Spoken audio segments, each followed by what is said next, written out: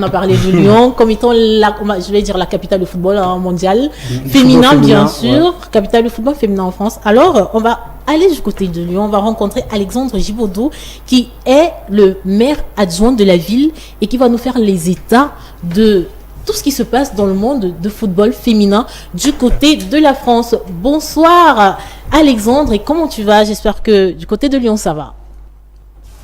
Bonjour à toute l'équipe, je suis ravi de vous retrouver une nouvelle fois pour l'émission. Alors pour répondre à des questions Raksha sur l'organisation de cet événement par la France, il faut savoir qu'on en parle très peu actuellement puisque la crise socio-politique avec le mouvement des Gilets jaunes a pris le pas sur l'ensemble des autres informations nationales et a totalement éclipsé l'organisation de cet événement par la France.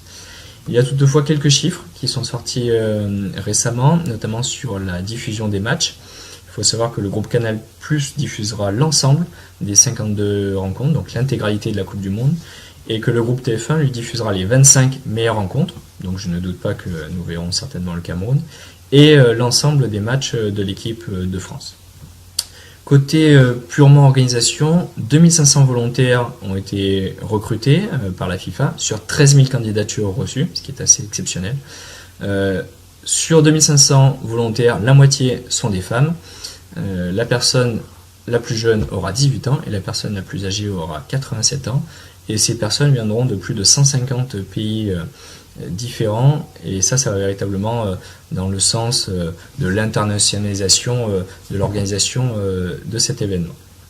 Sur le merchandising et la vente des billets, il y aura 1 300 000 billets à la vente.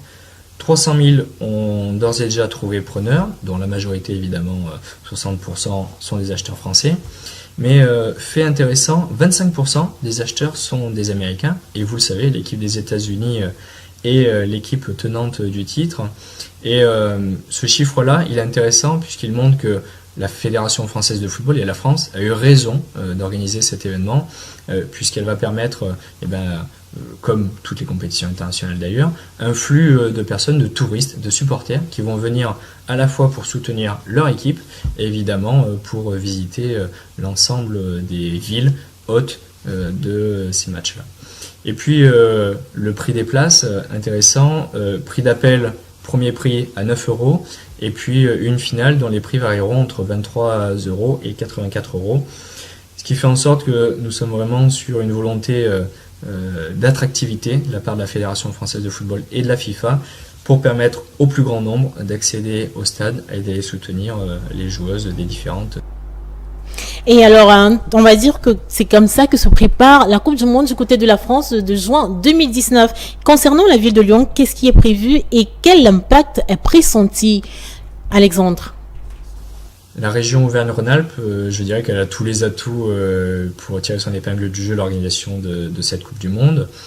La ville de Grenoble et la ville de Lyon ont été retenues comme stade d'accueil de matchs pour la Coupe du Monde. On peut ajouter à cela le fait que l'Olympique Lyonnais, le club de la ville de Lyon, a gagné les 12 derniers championnats de France, a gagné les 3 dernières éditions de la Ligue des Champions, 2016, 2017 et 2018. Donc on peut imaginer que c'est le meilleur club européen du côté des féminines. Et donc on voit tout le potentiel qui est le nôtre pour véritablement faire de cet événement une vraie réussite. La ville de Bourg-en-Jallieu, qui est située entre Lyon et Grenoble, elle souhaite accueillir une délégation étrangère.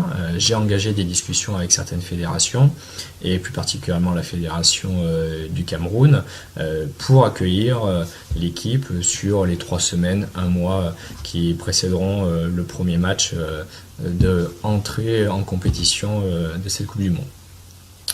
Notre souhait, c'est évidemment d'avoir une mise en lumière, une mise en avant de notre ville sur l'accueil d'une équipe, d'avoir des événements autour de cet accueil-là, et puis de faire venir quelques touristes qui ne viendraient pas pour d'autres raisons dans notre ville, mais qui, avec la présence de cette sélection nationale, feraient le détour par chez nous. Et puis évidemment, derrière, ce sont des bénéfices en termes d'hôtellerie, en termes de restauration, en termes d'image, en termes de publicité, sur la culture, sur des événements avec les écoles, sur les scolaires.